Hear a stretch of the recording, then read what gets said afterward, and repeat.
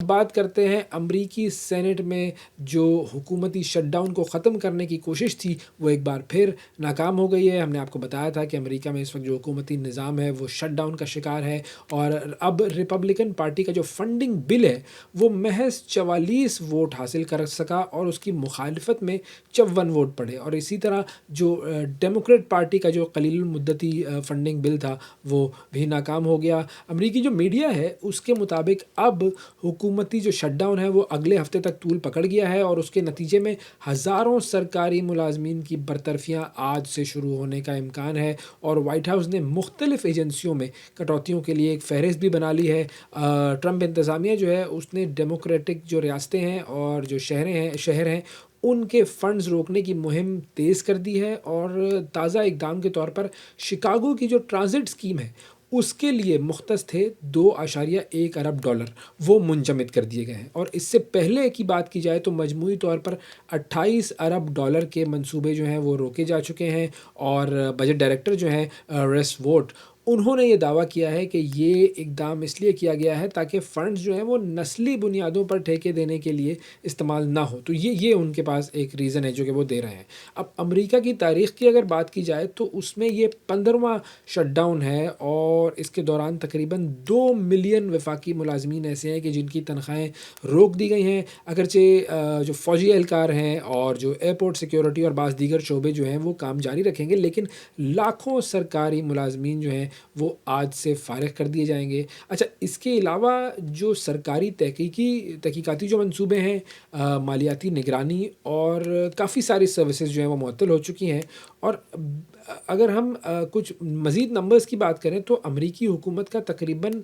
1.7 کھرب dollar کا جو budget ہے وہ منجمد ہے، اور یہ کل وفاقی اخراجات کا 1/4 ہے، اور اس کے علاوہ طویل شٹ ڈاؤن کی صورت میں جو فضائی سفر متاثر ہونے کا خدشہ ہے، فوڈ ایڈ معطل ہونے کا خدشہ ہے، اور عدالتوں کی بندش کے بھی خدشات جو ہے وہ بڑھ گئے ہیں، اور اگر یہ بحران جلد حل نہ ہوا تو پھر اکتوبر کے وسط میں وفاقی ملازمین جو ہیں وہ بھی اپنی پہلی تنخواہ سے محروم ہو جائیں گے۔ تو یہ اس وقت جو سچویشن ہے یہ ہے امریکہ کی۔ امریکہ سے آپ کو ہم لے کر چلتے ہیں انگلینڈ کی طرف، جہاں پر چرچ آف انگلینڈ نے سارہ ملالی کو نیا آرچ بشپ آف کینٹربری نامزد کر دیا ہے، اور وہ اس عہدے پر فائز ہونے والی پہلی خاتون ہوں گی، اور دنیا بھر کے 8.50 کروڑ جو اینجلیکن مسیحی ہیں ان کی روحانی سربراہ بنے گی، اور سارہ مالی جو ہیں وہ سابق آرچ بشپ جسٹن ویلبائے ان کی جگہ لیں گی، اور جسٹن نے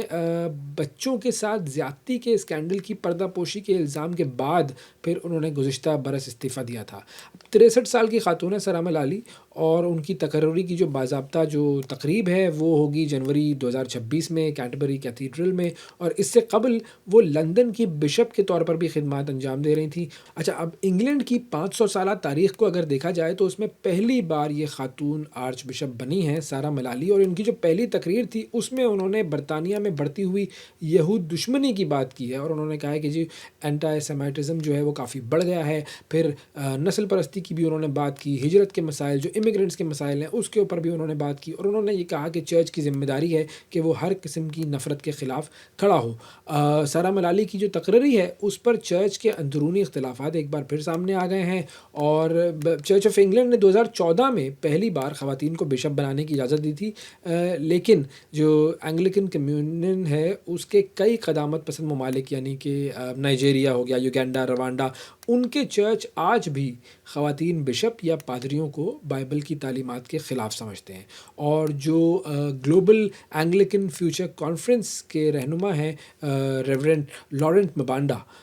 انہوں نے یہ کہا ہے کہ بشپ ملالی کی جو تقرری ہے وہ چرچ میں مزید تقسیم کا باعث بنے گی، کیونکہ زیادہ تر اینگلیکن جو ہے وہ اب بھی مانتے ہیں کہ بائبل مردوں کو ہی بشپ بننے کی اجازت دیتی ہے، تو چرچ کا جو ایونجلیکل جو دھڑا ہے اس نے بھی اس فیصلے پر تنقید کرتے ہوئے کہا ہے کہ چرچ جو ہے وہ اپنے تعلیمات سے اور اپنے صحیفوں سے دور ہو رہا ہے، اور اس کے برعکس اگر ویٹیکن کی بات کی جائے یا برطانوی بادشاہ چارلز سوم کی بات کی جائے تو انہوں نے سارہ ملالی کو مبارکباد دی ہے۔ تو یہ ہے جی صورتحال اس وقت چرچ کی۔ आगे बढ़ते हैं जी और आपको लेकर चलते हैं कनाडा की तरफ और कनाडा की जो इस वक्त हुकूमत है मार्क कार्नी की सरबराही में उसे बड़े चैलेंजेस का सामना करना पड़ रहा है। वो चैलेंजेस क्या हैं इस पर हम बात करते हैं। अज़मत मुजीब साहब हमारे साथ मौजूद हैं, सीनियर सहाफ़ी हैं और कनाडा से हमें ज्वाइन कर रहे हैं। अस्सलाम वालेकुम अज़मत, बहुत शुक्रिया आपका प्रोग्राम के लिए आपने वक्त निकाला। अब सबसे पहले मैं चाहूँगा कि अगर आप हमें थोड़ा सा ये बता सकें कि मार्क कार्नी ने ऐसे कौन से वादे किए थे कि जिनको पूरा करना उनके लिए अब एक चैलेंज बन चुका है। देखिए, वज़ीर आज़म कनाडा मार्क कार्नी ने हुकूमत में आने के बाद कई बड़े वादे किए थे। उनमें से आज मैं आपको कुछ वादे बताता चलूँ कि जो उन्होंने किए थे। इसमें सबसे पहले दिफ़ाई अखराजात थे। उन्होंने नाटो से वादा किया था कि उनके 2% जीडीपी में से वो नाटो के अखराजात जो हैं वो पूरे करेंगे और उनका हदफ पूरा करेंगे। लेकिन ये हमेशा जो है वो एक ताख़ीर का शिकार रहा और आजकल के हालात में उसका पूरा करना बड़ा मुश्किल है। इसके अलावा उन्होंने जो वादे किए थे उसमें तालीम और सेहत जैसे शोबों पर कहा था कि कटौती बिल्कुल नहीं होगी, और साथ साथ ये भी कहा था कि हुकूमती अखराजात पर भी कंट्रोल रखा जाएगा। और जो एक सबसे अहम जो उन्होंने वादा किया था वो था सस्ती रिहाइश का, यानी अफोर्डेबल हाउसिंग का। कहा था कि अफोर्डेबल हाउसिंग हुकूमत फराम करेगी और जिसके लिए कनाडा में एक प्रोग्राम भी शुरू किया गया है। लेकिन मौजूदा माशी सुस्त रवि, बेरोज़गारी, तिजारती दबाव की वजह से ये तमाम वादे पूरे करना उनके लिए एक बहुत बड़ा चैलेंज बन चुका है। अच्छा, अगर कनाडा की इकोनॉमिक कंडीशन की बात की जाए तो इस वक्त कनाडा में किस तरह के इकोनॉमिक इश्यूज़ हैं और कार्नी का जो इकोनॉमिक प्लान है वो क्या है? क्योंकि वो तो आए ही इकोनॉमिक और बैंकिंग के बैकग्राउंड से हैं। देखिए, आजकल तो पूरी दुनिया के ही हालात ख़राब हैं और कनाडा भी ज़ाहिर सी बात है माशी तौर पे बहुत मुतासिर है। कनाडा को इस वक्त कई माशी मुश्किलात का सामना है और सबसे नुमाया मसला बेरोज़गारी में इजाफ़ा है, जो रवां साल तकरीबन 7.1% की बुलंद तरीन सतह तक पहुँच गया है और ये एक बड़ी तशवीशनाक सूरत हाल हो गई है कनाडा में। इसके साथ साथ अमेरिकन टैरिफ ने कैनेडियन बरामदात को बराह रास्त मुतासिर किया हुआ है। ख़ास तौर पर स्टील, एलुमिनियम और ऑटो पार्ट्स की जो सनत है उनको काफ़ी नुकसान पहुंच रहा है। सरमायाकारी भी काफ़ी सुस्त हो गई है और जो आम आदमी यानी पब्लिक है उसका कॉन्फिडेंस भी जो है वो काफ़ी शेक हो गया है, यानी लूज़ हो गया है, उनमें एतमाद की बड़ी कमी हो गई है।